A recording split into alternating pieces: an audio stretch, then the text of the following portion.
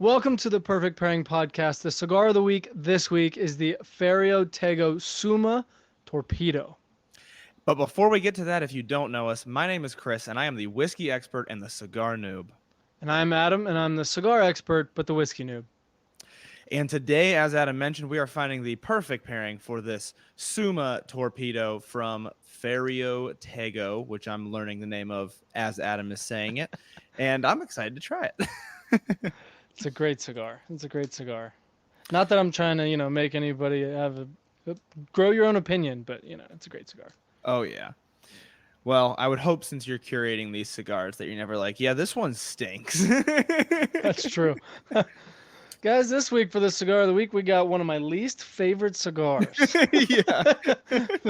That may not bode well, but I mean, it's a point to bring up that my least favorite cigar could still be your favorite cigar. I mean, that can still exist. It's a thing. So Yep. just because I hate spicy food doesn't mean you have to hate spicy food. So, it's one of those things. But anyways, getting to the trivia question of the week.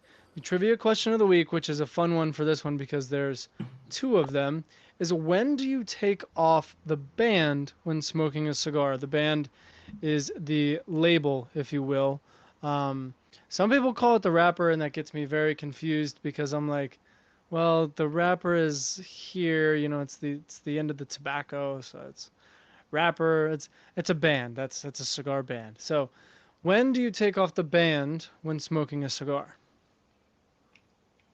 That is a helpful one. I know the answer just because Adam posted it, so I saw it. And I did not know it until I saw your post, and I was like, that is incredibly helpful for me, which I'll explain why after you reveal the answer, because it kind of has to do with the answer. Yep. Yep. Yep. Enough said. Exactly. Now, for the sake of putting ourselves out there, I was talking with Adam, and one thing we're going to start doing is I'm going to just give my thoughts on this cigar because I'm pretty new to the cigar world, and I had this a little bit with whiskey noobs where I would have people on who didn't really know what they were talking about with whiskey because it's not supposed to be intimidating. So I've had like 1.5 puffs of this cigar, and I'm going to take one more and give my first impression. And if you guys know me, you know that I shoot from the hip, so I'm just going to go for it. I like that you took a little while to explain that here, and I like that you shoot from the hip. You know that I like that. I think some of your tasting notes can be a little out there, but to each their own. I think it's a good balance. I come from the school of thought that it's like good, bad, black, white, and you are better. Here's what I'll say: better at explaining what you're tasting. But what is actually in this cigar? Before Chris gives his off-the-wall grandma's shoe flavors.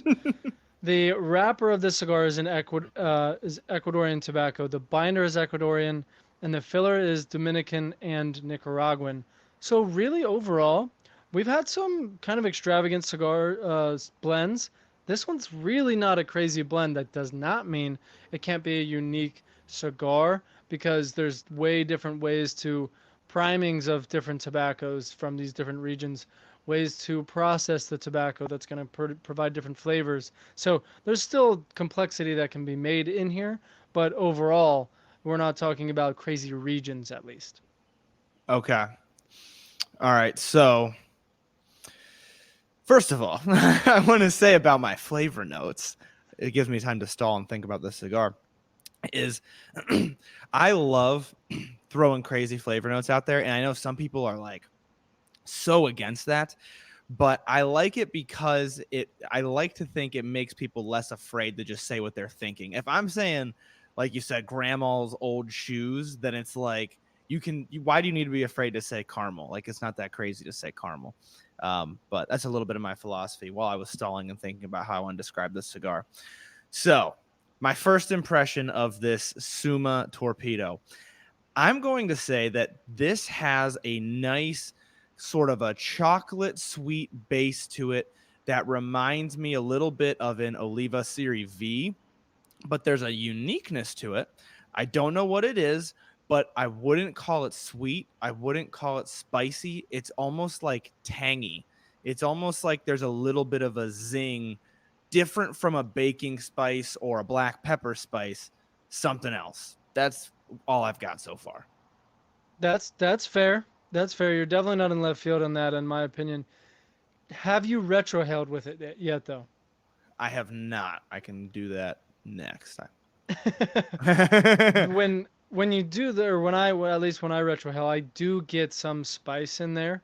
I feel like there, it's actually like it's a it's a pretty like black pepper spice. It's not like or like it's peppery. Actually, that's what I'll say. Not spicy, it's peppery. Okay. Would you I agree with that? I feel like I can taste the pepper, but there's something not on the retrohale. There's something almost on the tongue that's like a light tang or a light bitter. I know what you're saying there for sure. It's kind of like, let me bring it back to whiskey terms. It's kind of like if you've had something that's heavily sherried, it has this little bit of like a bitterness to it that some people love, not necessarily bad bitterness, but it's got that on the tongue. Interesting. Well, the good news is we don't have to experiment too far with this without being able to go and maybe understand it further because of what it pairs well with and what it doesn't pair well with. That's why we do this podcast for all of those out there curious. It is helpful. It's a different way that you can begin to understand the cigar because of what it's pairing well with.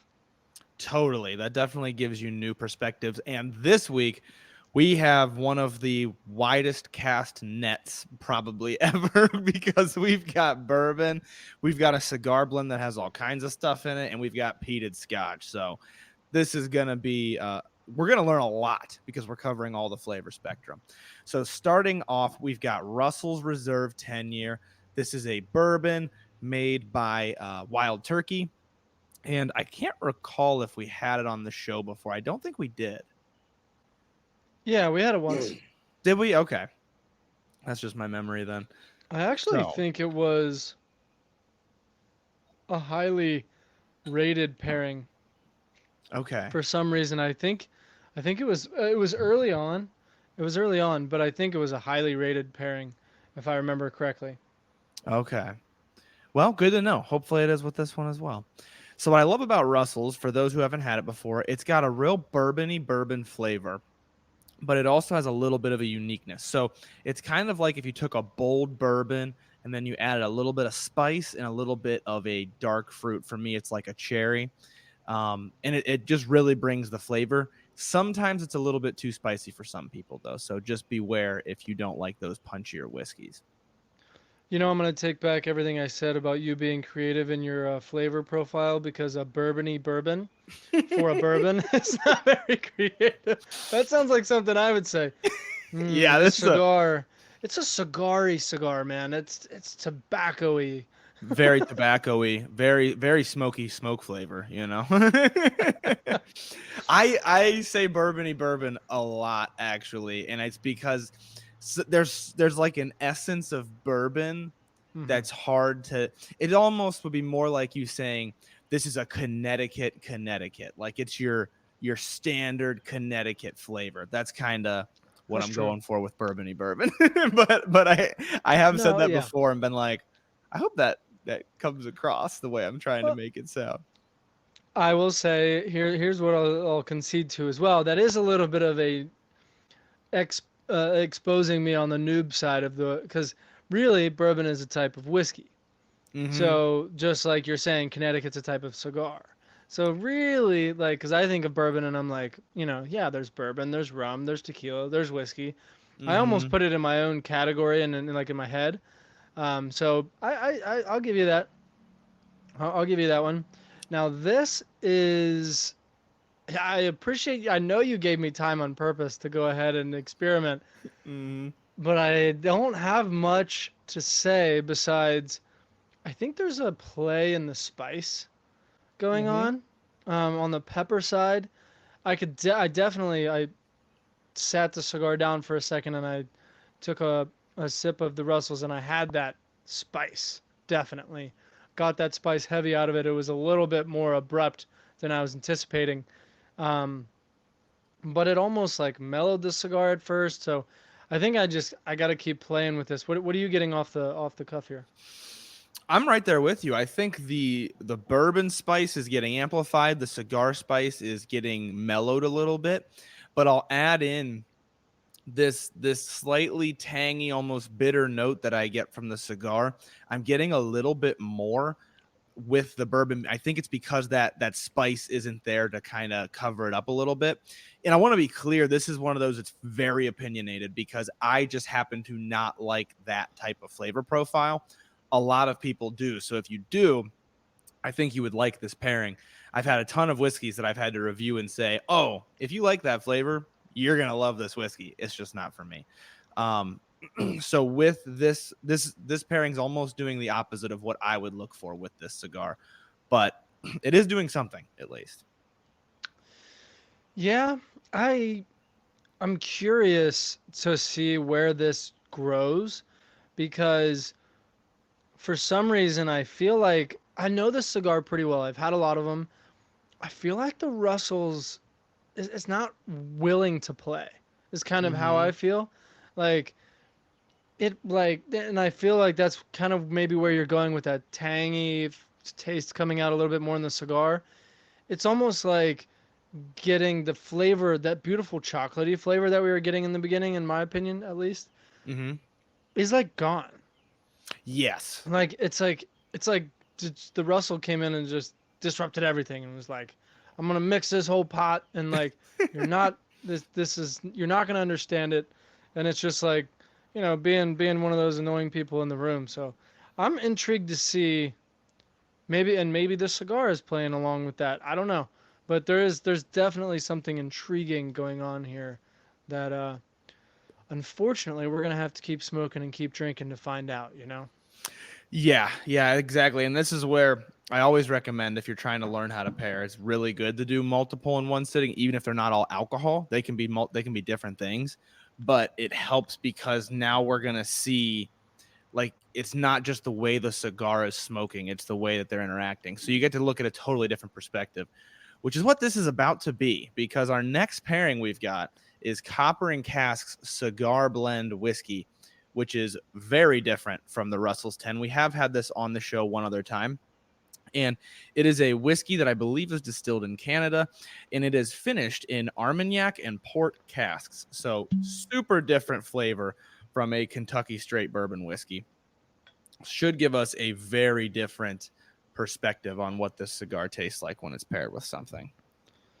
And like this is one of my favorite things to do because this whole cigar blend whiskey thing is a giant question mark for me. So I'm like, it better work. Otherwise, Mm-hmm. like, you just made that like.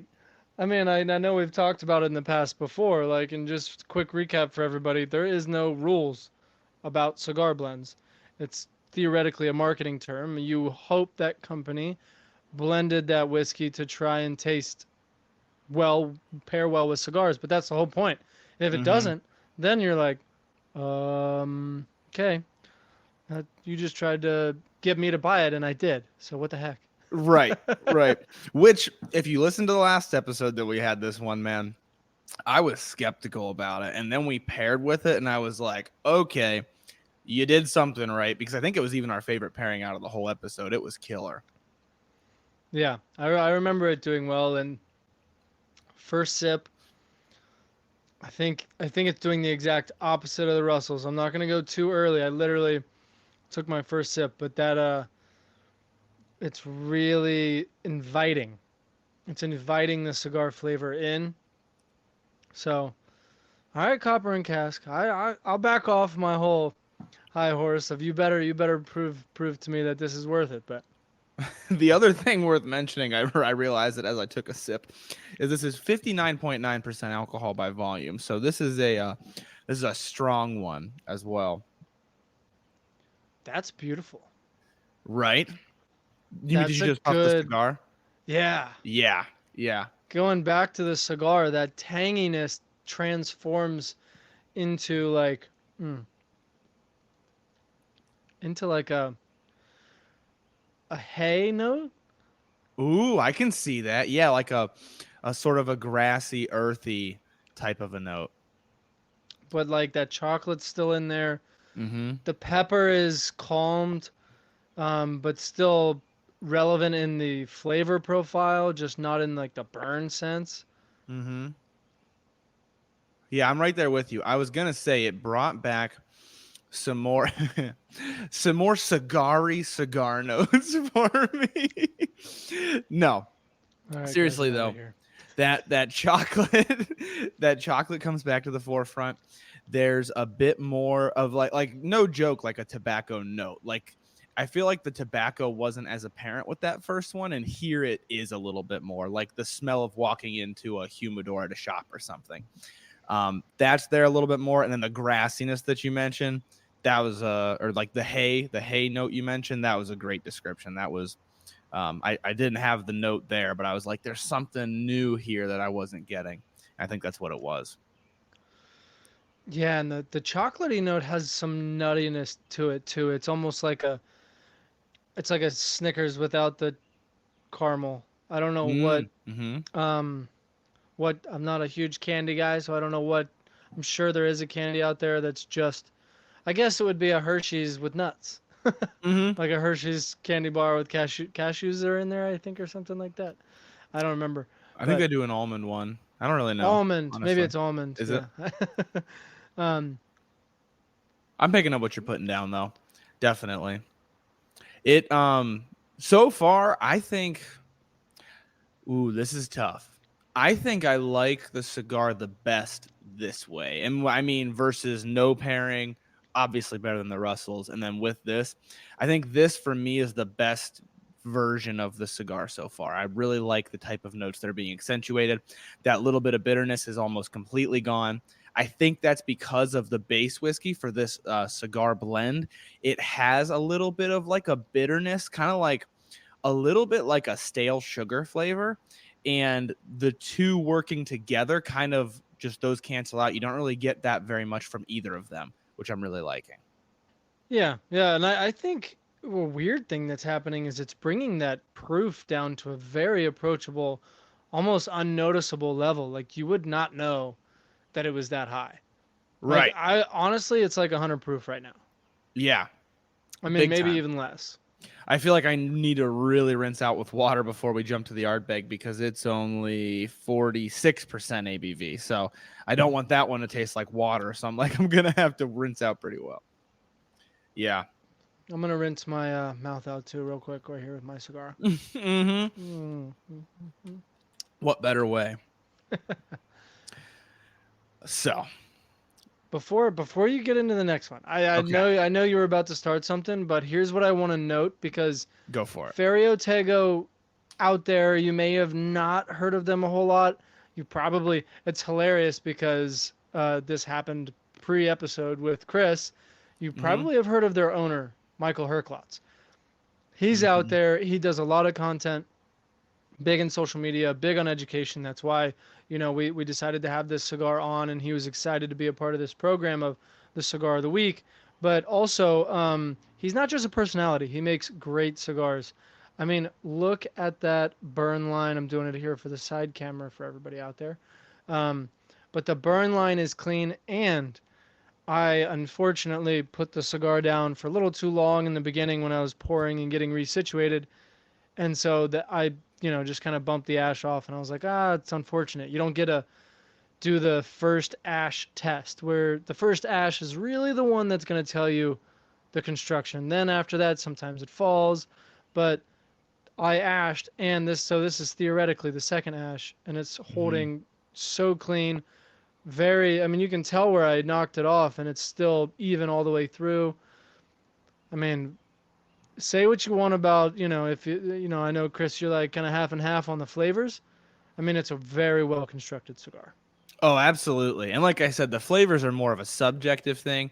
Objectively, like the construction, you can't argue with. And I am with you there. I noticed that too when I set mine down. Like the ash doesn't have any wobble to it. I'm wobbling it on purpose here. It sometimes they'll I have thought like your, I thought your hand was like, I was like, dude, you need to get checked out. too much whiskey, man, or I not was, enough. One of the two. I was gonna say. Yeah, no, I should have clarified. So here's the cigar. Here's me wiggling it. um, but sometimes like the ash will have. I don't know if it's a physical wobble or it looks wobbly, but you know what I mean. You move it around, you're like, that's gonna come off, and this doesn't have that to it. It doesn't have like little split lines where you're like, this is gonna fall off anytime soon, for sure. Yeah. I don't know. I don't know if I've ever seen my ash wobble on its own, but Maybe I I do have can. shaky hands. What's wrong with this ash? Um, but what I'll say is, I do. It's like a subconscious thing that I think everybody probably has, where Hmm. like there's not a lot of times where I'll feel very confident talking like this with an ash that's this long, where Right. you kind of like subconsciously feel it getting closer to falling off. And Hmm. this one, I'm like, no, like I can talk like this, and I feel very confident. It's got probably another half inch before I even have to like start holding it up a little bit. Yep, exactly. That's kind of what I'm getting at.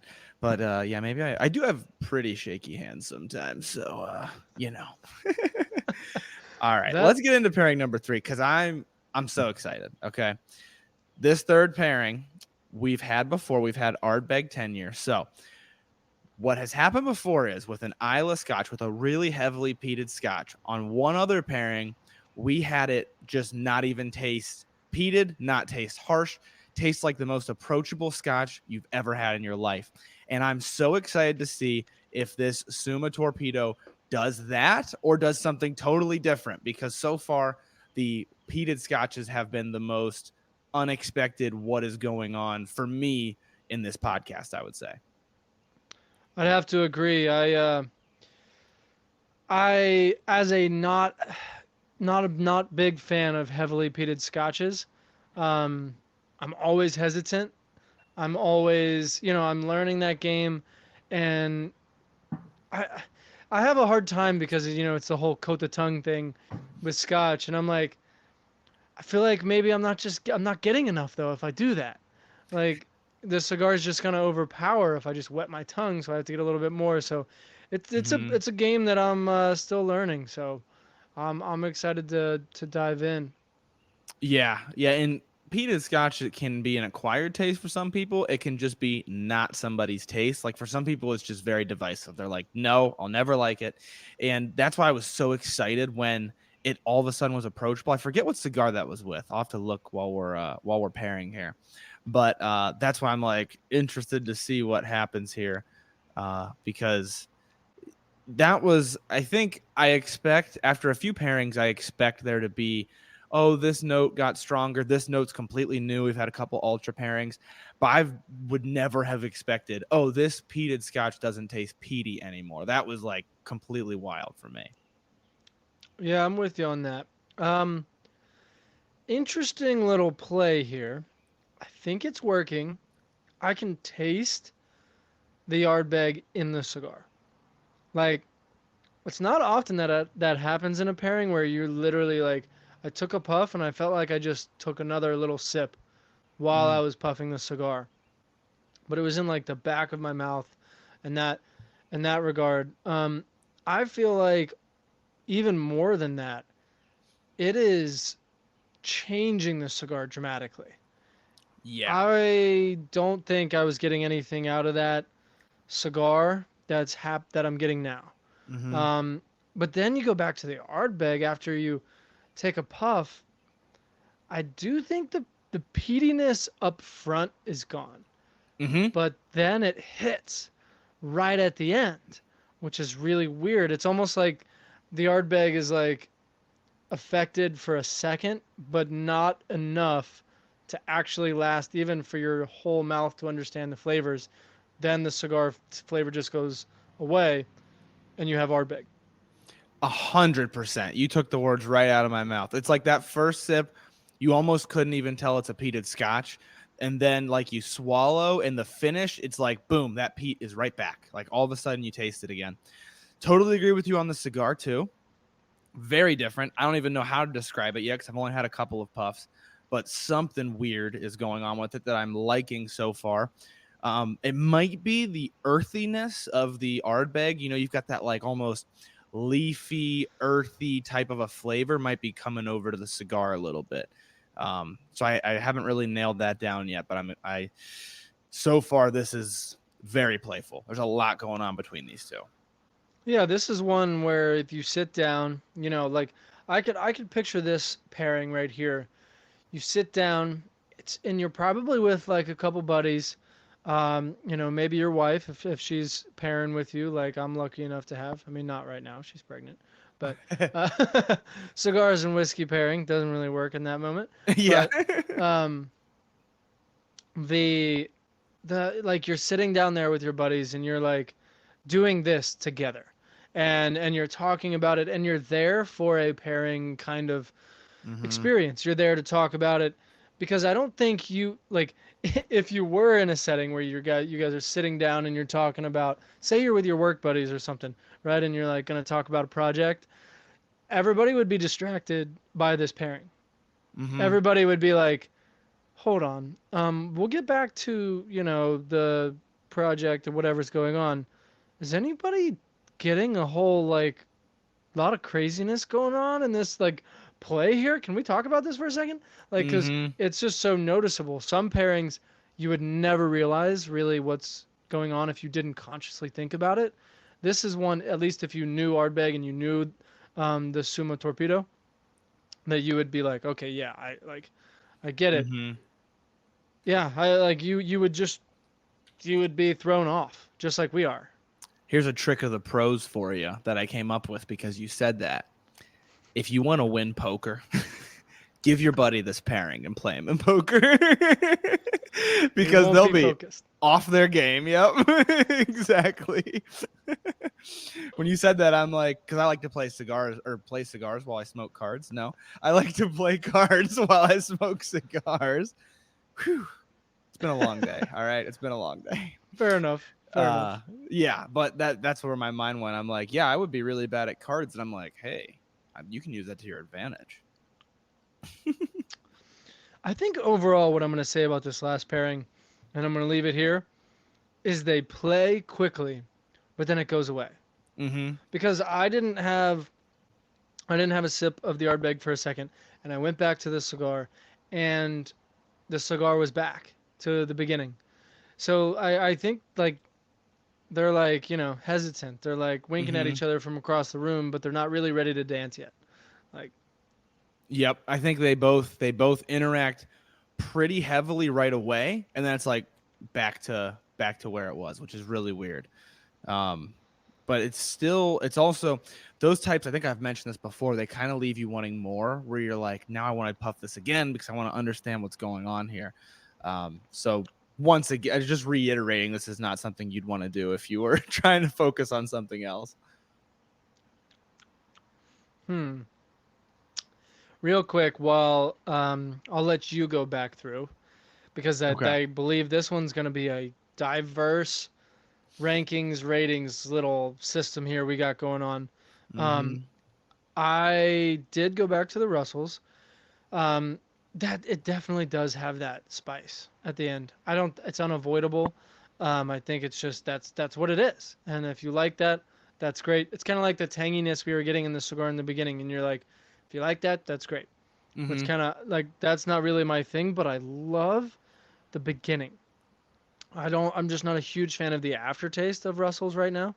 But the beginning I really enjoy. I think it's got a like that cherry note that you were talking about really comes out, and I think that plays well with the cigar.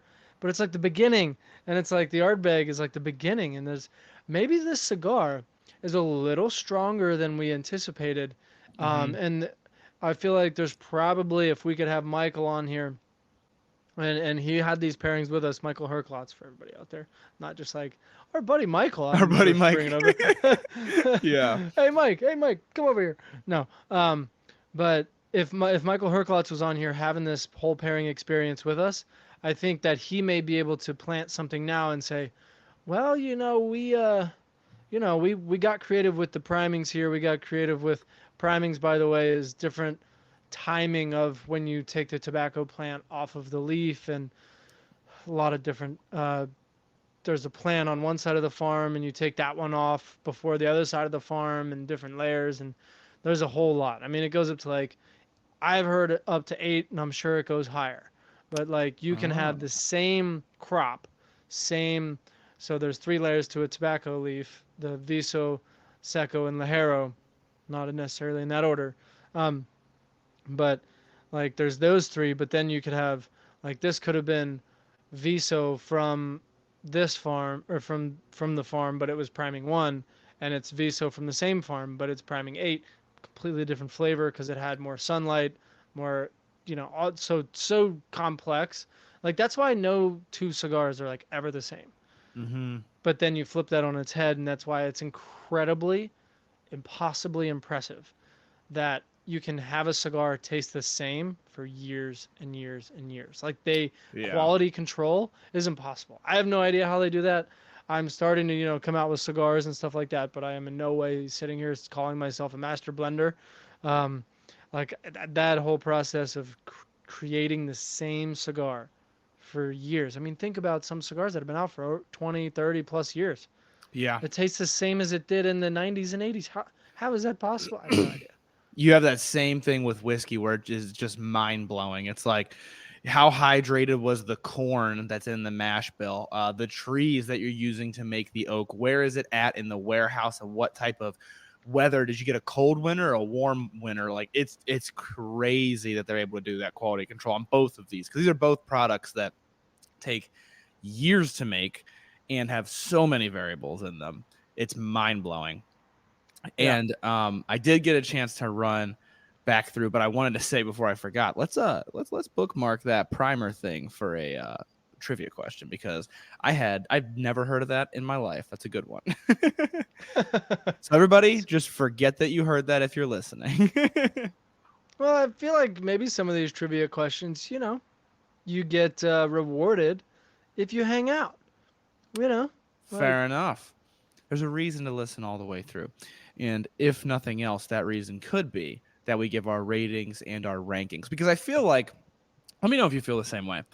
I feel like we walk through these and you don't, like, right off the bat, you don't have all of the perspective.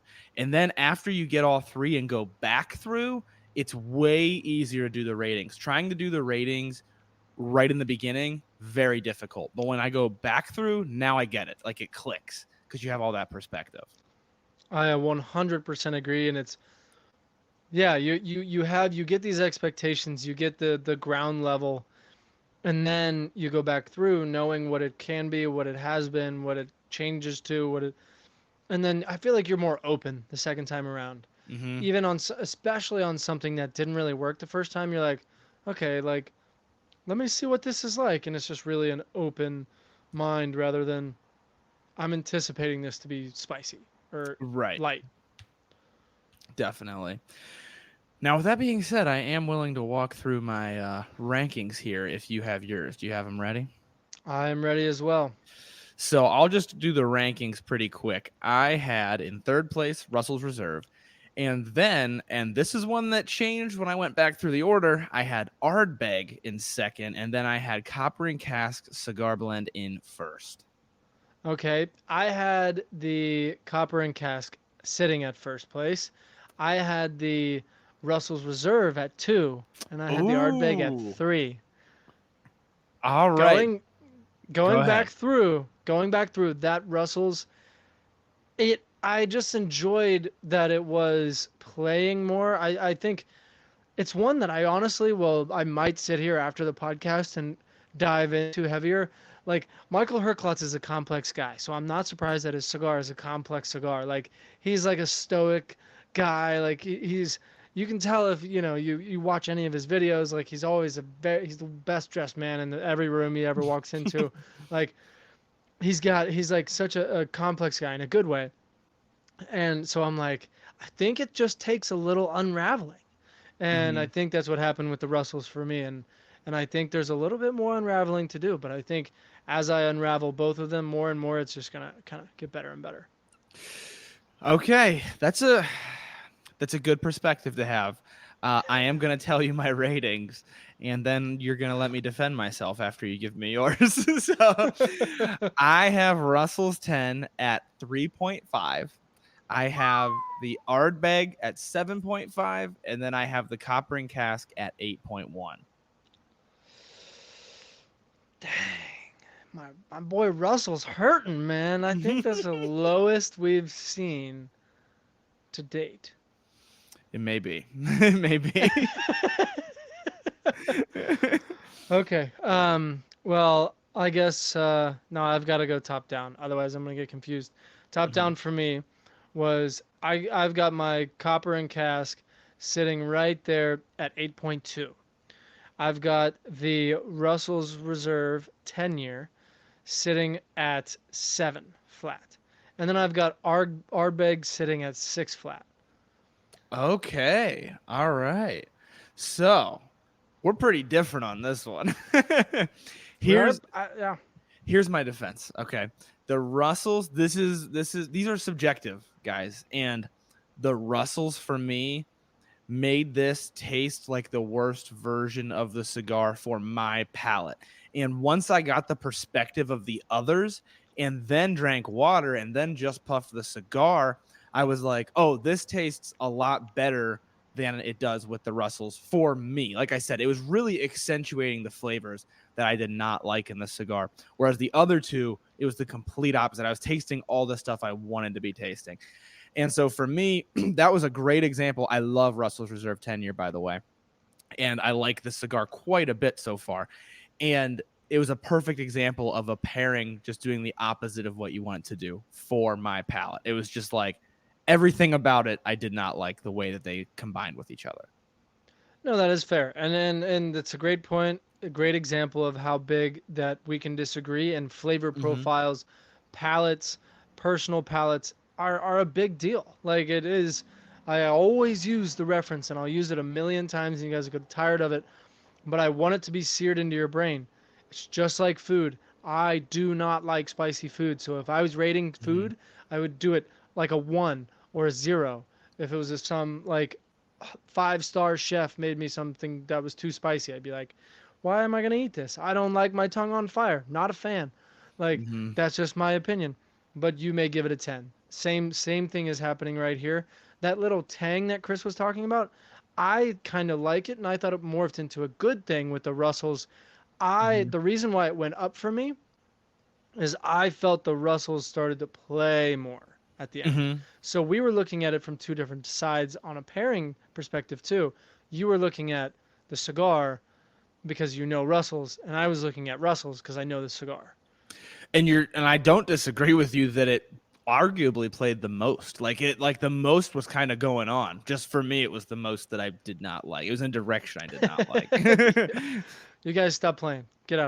out of here. Yeah. Yeah, Yeah, exactly. that is very fair.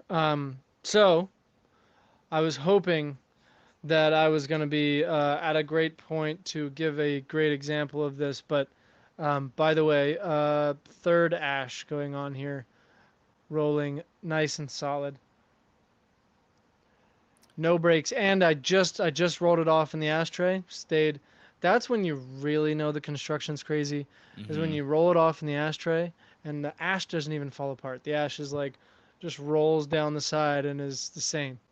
Like if you just Yep. place it, that's different. But that just rolled down the side of the ashtray and nothing, not even a flake came off. Like crazy. Hmm. Well, I'm probably in a decent position to go ahead and reveal. When do you take off the band on a cigar when you're smoking it? One, it is definitely not in the beginning. Please don't take your band off in the beginning. I've seen so many people do it.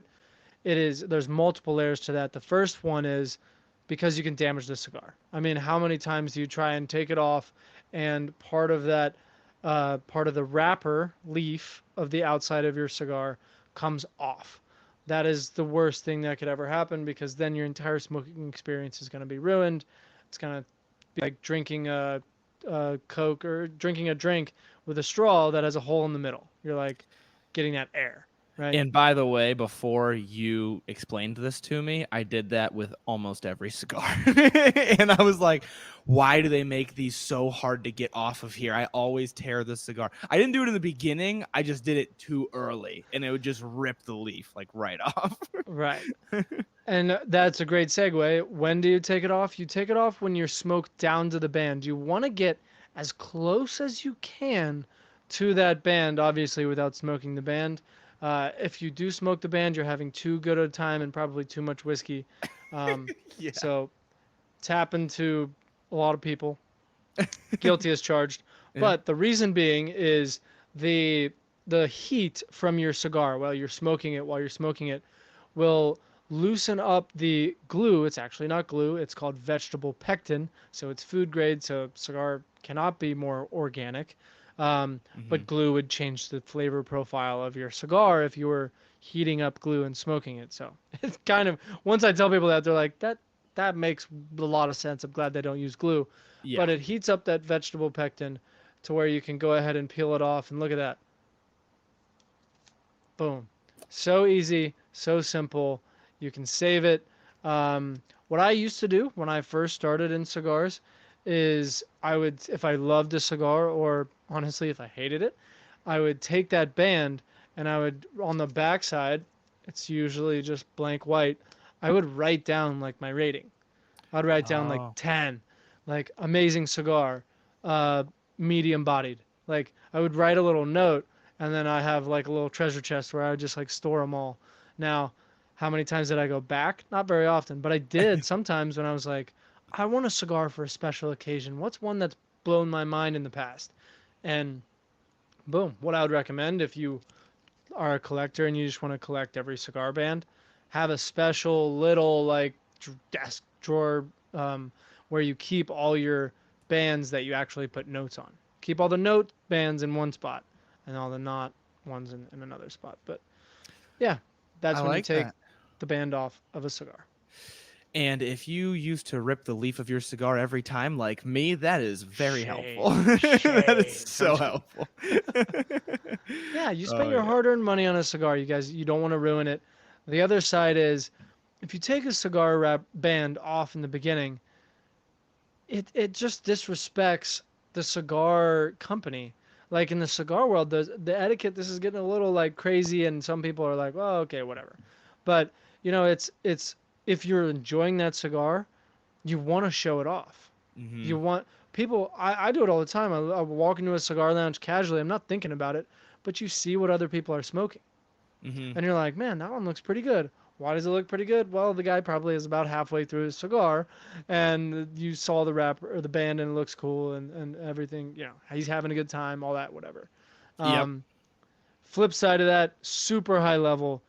If you love a cigar, you're in a lounge and you love a cigar, but you have to go. Say like, the earth is on fire and your house burned down, and you have to just go. But you're loving the cigar. Definitely don't snuff it out. Don't smash your cigar in an ashtray. Take the band off and then place the cigar in the ashtray. That way, Oh. there's nothing more disrespectful to a cigar company than leaving a full cigar that is like barely lit in an ashtray. If I see that, I'm like, I mean, clearly somebody didn't like that. I never thought of that. That's a great point. It's like showing that this was so bad that I didn't even finish it, and that's not even the reason. That's what's getting communicated though. Right. So, Oh. little high level stuff for those of you that hung around for this whole episode.